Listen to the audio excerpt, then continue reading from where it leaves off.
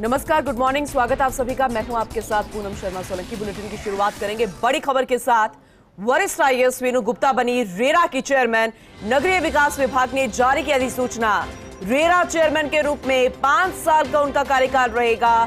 Force India news की खबर पर एक बार फिर से मुहर लगी है। फॉर्स इंडिया न्यूज ने पहले ही इस बाबत संकेत दे दिए थे और अब एक बार फिर से फॉर्स इंडिया की खबर पर मुहर लगी है। फॉर्स इंडिया न्यूज ने 13 जुलाई को प्रसारित की थी खबर और खबर में बताया था कि वीनू गुप्ता रेरा चेयरमैन बन सकती हैं और आज इस खबर पर मुहर लग गई। वीनू गुप्ता रेरा चेयरमैन बन गई हैं। 5 साल कार्यकाल रहेगा रेरा चेयरमैन के रूप में। फॉर्स इंडिया न्यूज की खबर पर एक बार फिर से मुहर लगी। नगरीय विकास विभाग ने अधिसूचना जारी कर दी है और जो अधिसूचना डॉक्यूमेंट सामने आया है वो भी फॉर्स इंडिया आप तक पहुंचा रहा है। सबसे पहले फॉर्स इंडिया आपको ये जानकारी दे रहा है और 13 जुलाई को भी ये खबर प्रसारित की थी फॉर्स इंडिया न्यूज ने। खबर में बताया था कि वीनू गुप्ता रेरा चेयरमैन बन सकती हैं और एक बार फिर से फॉर्स इंडिया न्यूज की खबर पर फिर से मुहर लगी है। वरिष्ठ आईएएस हैं वीनू गुप्ता, एक खास एक्सपीरियंस उनका है, वरिष्ठता उनकी है और अब रेरा की चेयरमैन बनी है तो एक नई जिम्मेदारी के तौर पर बखूबी अपने काम को निभाती नजर आएंगी। वीनू गुप्ता वरिष्ठ आईएएस रेरा के चेयरमैन बनी हैं। वीनू गुप्ता 5 साल अब ये नई जिम्मेदारी निभाती नजर आएंगी। वरिष्ठता के आधार पर उनका चयन किया गया। हालांकि फॉर्स इंडिया ने पहले ही ये बाबत जानकारी दे दी थी। अभिषेक श्रीवास्तव सहयोगी हमारे साथ जुड़ चुके हैं, उनसे ज्यादा जानकारी लेंगे। अभिषेक, सबसे पहले तो यही कहेंगे कि फॉर्स इंडिया जो भी खबर प्रसारित करता है, जो भी संकेत देता है, उस पर मुहर जरूर लगती है और वो आज फिर से नजर आया है। वीनू गुप्ता रेरा चेयरमैन बन गई हैं। देखिए, फर्स्ट इंडिया न्यूज खबरों में हमेशा फर्स्ट रहता है और उसका ये प्रमाण है कि फर्स्ट इंडिया न्यूज ने 13 जुलाई को ही बता दिया था कि वीनू गुप्ता जो है रेरा चेयरमैन बन सकती है। खबर में ये कहा गया था कि जो है ये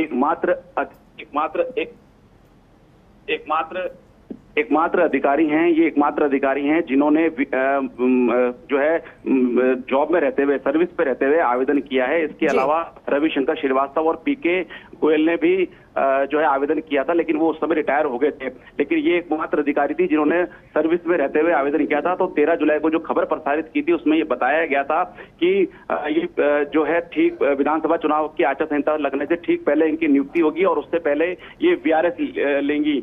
जो फर्स्ट इंडिया न्यूज ने 13 जुलाई को अपनी खबर में कहा वही हुआ और आज जो है वीनू गुप्ता है वो रेरा चेयरमैन बन गई हैं।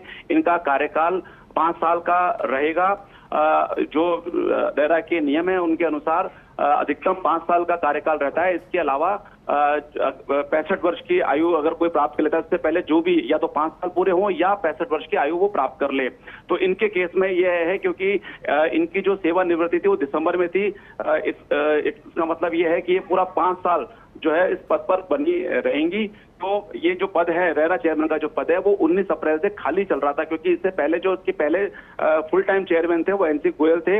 उनका कार्यकाल 19 अप्रैल को ही खत्म हो गया था।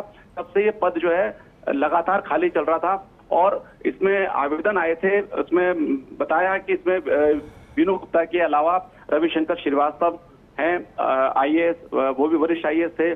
पीके गोयल जो वरिष्ठ आईएएस थे, इन्होंने भी आवेदन किया था, लेकिन वीनू गुप्ता को ही चुना गया क्योंकि 13 जुलाई को जो खबर प्रसारित की थी उसमें बताया गया था कि राज्य सरकार की ओर से वीनू गुप्ता को उस समय ही स्पष्ट संकेत मिल चुके थे कि उन्हें ही रेरा चेयरमैन बनाया जाएगा और यही कारण है कि सर्विस में रहते हुए रेरा चेयरमैन पद के लिए आवेदन करने वाली वो एक मात्र महिला थी। के तौर पर इन्हें अगर हम जाने तो आप एक्सप्लेन कीजिएगा, क्योंकि एक वरिष्ठ आईएएस हैं और सर्विस पर रहते हुए इन्होंने आवेदन दिया था, तो एक बार इनके बारे में विस्तार से बताइएगा। जो वीनू गुप्ता हैं वो सरकार में विभिन्न महत्वपूर्ण पदों पे रही हैं। अभी वो उद्योग विभाग में थी और इससे पहले वो चिकित्सा में भी रही हैं, तो कई पदों पे वो रही हैं। और जो पूर्व मुख्य सचिव हैं डीबी गुप्ता, उनकी पत्नी भी हैं ये, और कई पदों को पे रहते हुए उन्होंने काम किया है, इनको अनुभव है। तो वो जो अनुभव है, उस अनुभव का फायदा जो है रेरा के चेयरमैन के बतौर जो रियल एस्टेट रेगुलेटरी अथॉरिटी है उसको मिलेगा, क्योंकि ये जो अथॉरिटी है इसका एक काम है कि वो किस तरह से रियल एस्टेट में जो विकास है, रियल एस्टेट में जो डेवलपमेंट जिस तरह का होता है, जो बिल्डिंग बनती है या टाउनशिप लाई जाती है, तो उसको किस तरह से रेगुलेट करे, तो उसका वो काम जो है रेरा का है। तो उस लिहाज से जो है इनका जो अनुभव है उसको देखते हुए इनकी नियुक्ति की गई है। जी चलिए ठीक है। और जैसे कि आपने कहा कि क्या आधार रहे हैं, लेकिन आवेदन कई आए थे, जैसे कि आपने चंद नाम भी गिनाए हैं, लेकिन मुख्य आधार अगर समझा जाए तो किस आधार पर इनको नियुक्त किया गया है? बिल्कुल, जो सरकार की पसंदीदा अफसर हैं, अभी जो अशोक गहलोत सरकार के कार्यकाल में भी महत्वपूर्ण पदों पर रही हैं, सरकार ने जो भी जिम्मेदारी दी है उनको बखूबी पूरा किया है। तो ये सारी क्वालिटीज को देखते हुए, सारे को देखते हुए, योग्यताओं को देखते हुए उनको ये जो है मौका दिया गया है इस पद पे, क्योंकि ये महत्वपूर्ण पद है और जो है बड़ा पद ये माना जाता है। क्योंकि जो आईएएस रिटायर होते हैं उनके एक रहती है तमन्ना की या तो वो जो है मुख्य सूचना आयुक्त पद पर सुशोभित हों या रेरा चेयरमैन बने। इनके जो हस्बैंड हैं डीबी गुप्ता, वो अभी इस समय मुख्य सूचना आयुक्त हैं। उनका भी रिटायरमेंट के बाद मुख्य सूचना आयुक्त पद पर उनको नियुक्ति की गई थी। और जो इनकी पत्नी है वीनू गुप्ता, इनकी आज रेरा चेयरमैन के पद पर नियुक्ति की गई है, क्योंकि ये दोनों ही दंपत्ति आईएएस हैं।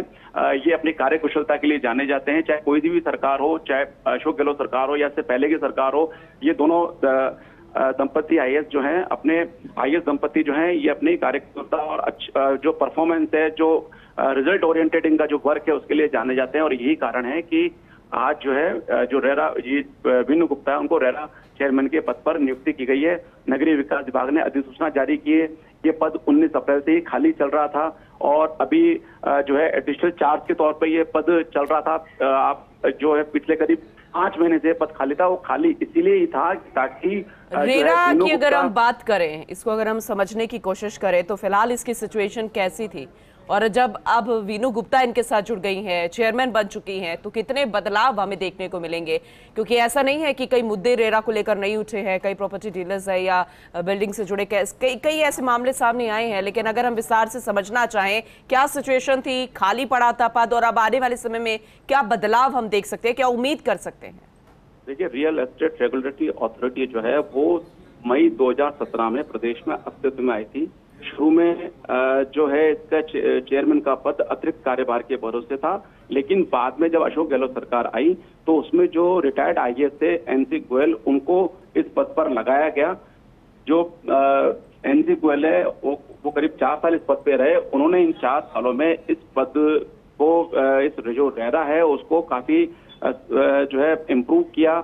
आज रेरा में कोई भी काम के लिए अगर कोई डेवलपर या कोई प्रॉपर्टी एजेंट जिसको अपना रजिस्ट्रेशन कराना है या किसी डेवलपर या प्रमोटर को अपनी स्कीम रजिस्टर करानी है, तो उसके लिए उसे रेरा के चक्कर लगाने की जरूरत नहीं है।